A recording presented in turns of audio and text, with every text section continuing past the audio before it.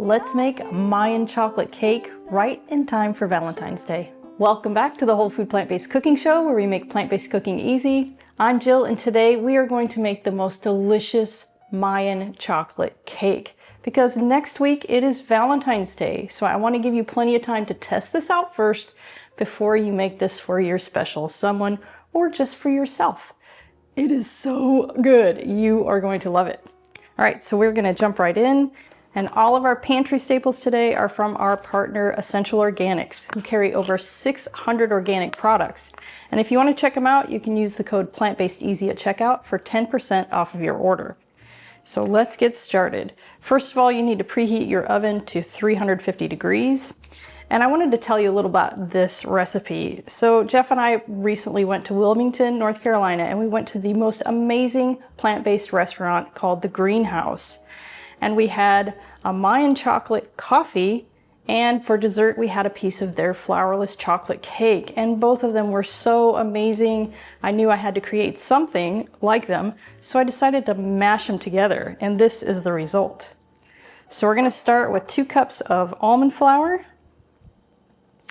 1/4 cup of arrowroot powder or flour,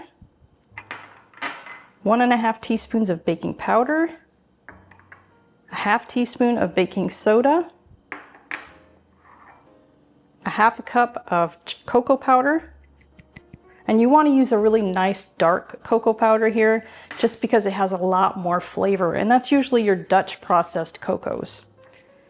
Then we have 1 teaspoon of cinnamon, and the secret ingredient for this cake and what gives it the flavor of the Mayan chocolate is this chili powder, and this is an ancho chili powder, but if you can't find that, you could also use cayenne. I might use just a little bit less. This is a teaspoon, just according to how spicy your cayenne is.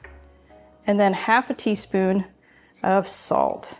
And the salt is just gonna intensify the richness and bring those flavors out a little bit. But it's not necessary. You don't have to put it in there if you're salt-free. Now we're just gonna whisk this up till it's really well incorporated and get out any of those little chunks in there. All right, on to our wet ingredients. Okay, for the wet ingredients, we are gonna go with 1 cup of dates. These are already pitted. 1/2 cup of unsweetened soy milk, but you can use whatever plant-based milk you like, and a teaspoon of vanilla extract. And we're just gonna blend this up until those dates are completely pulverized.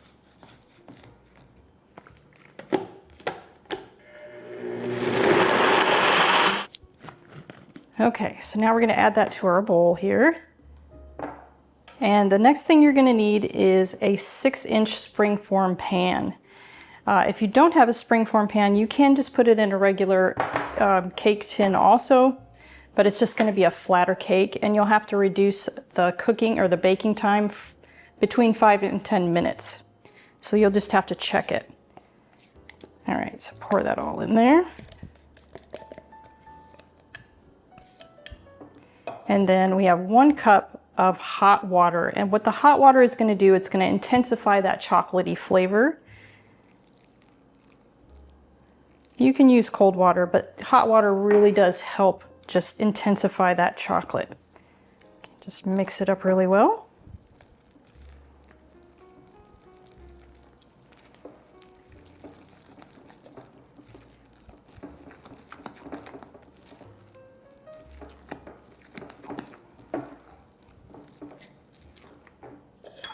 And if you are using your springform pan, you'll want to line it with some parchment paper just so it comes out much easier. You don't want to lose any of this delicious chocolate cake. And 2, if you're wanting it to be a freestanding type of cake.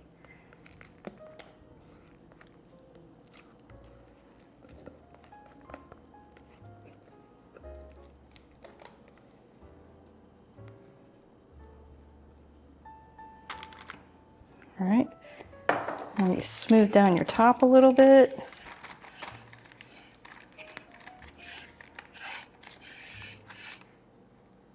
And like I said, you're gonna need your oven on 350 degrees Fahrenheit. And we are gonna bake it for 50 minutes.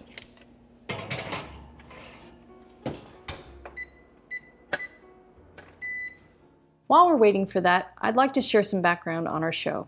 The Whole Food Plant-Based Cooking Show is crowd-funded, which means these free weekly recipe videos, along with our entire catalog of free printable recipes on our website, plantbasedcookingshow.com, and our Plant-Based Cooking Made Easy cookbook series, are all made possible in part by the generous patronage of our supporting membership community. So if you love our recipes, I invite you to join us on our mission to make plant-based cooking easy, and follow the link in the description to become a supporting member today. There's no denying the plant-based diet is a nutrient powerhouse, but did you know there are a handful of hard-to-get nutrients even well-crafted diets are often lacking? The latest research suggests that complementing your diet with a few specific vitamins, minerals, and omega-3s will help boost your energy and keep you thriving for the long term. That's why my daily health routine includes Complement Essential. Complement Essential contains the 8 critical nutrients lacking from most plant-based diets in dosages optimized specifically for us. As a special discount for our viewers, just use code PLANTBASEDEASY at checkout to save 15% off of your order. All right, so our next step is for this delicious chocolate glaze that we're gonna pour onto it. So I've got 1/4 of a cup of dates. So it's about between 5 and 6 dates, kind of depending on the size of your dates. 2 tablespoons of cocoa powder, a 1/2 teaspoon of vanilla extract, and a 1/2 cup of hot water. The same as before, it's just gonna intensify that chocolate flavor. And we're gonna let this sit here and soak until our cake gets done, and then we'll blend it. All right, guys, it is out of the oven, and man, does it smell good. So I've already let this cool for about 5 minutes before I took the spring form off. And now we're just gonna take the paper off. See how she looks? Oh, it's perfect. Look at that. Okay, just like that. And the same with the bottom, you can just slide it off of the tin. I'm still gonna leave it on my cooling rack here just to catch any of the extra cocoa, because I'm gonna give you a couple options here. We're still gonna blend our little sauce for the top, but if you're gonna serve it like this, you know, because the top doesn't look great without anything on it, you can either use a little bit of cocoa powder just to dust the top, because that always looks really pretty, and it adds just a little bit more chocolate for us chocolate lovers out there, or chocoholics, just like that. And then we're going to blend our chocolate sauce. And really, you're just gonna blend it up until it's really, really silky. Of course, so there's no more date chunks in it.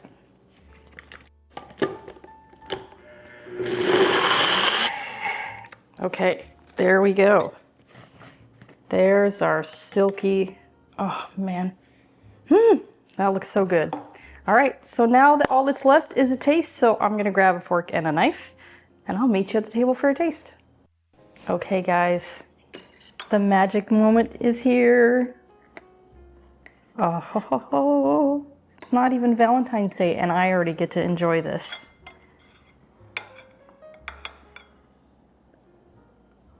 Ooh, nice and fudgy.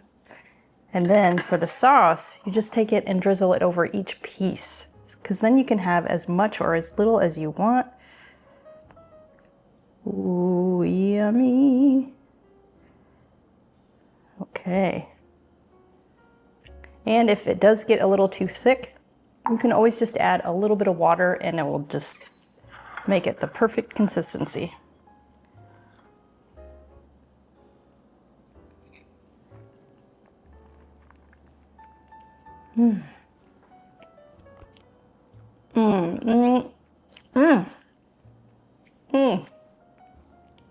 I can't wait for you to try this.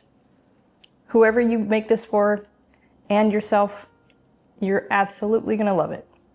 Come on back next week for another great recipe.